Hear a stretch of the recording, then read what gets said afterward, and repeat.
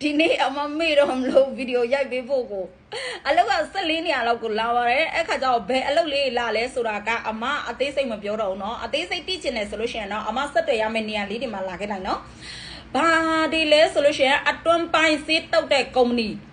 အဲ့ဒါကလလူကဘက်မှာပါပြီးလို့ရှိရင်လွတ်တီမုံရောင်ဒါကလဖလောင်လူကြီးကြီးဖလမ်ဆောင်ကိုတောင်ပစ္စည်းတင်ချချချင်ဆောင်စားတော့ဆိုင်พัทยาทำเมนปูยาวในเนียมาห้วยขวางลัชดาနောက်ထပ် plastic လင်မယာချာချင်ဆောင်ကုန်ပစ္စည်းတင်ချချချင်ဆောင်ကြက်ကြော်ဆိုင်လာလူကာစားတော့ဆိုင်လဖလောင်ကွီတီယိုလာအင်တာကာယီစီပထုံဌာနီစက်ချုပ်ကျွမ်းကျင်ပန်းပေါ်ပန်းနာဝတ်သားယုံตลาดไทย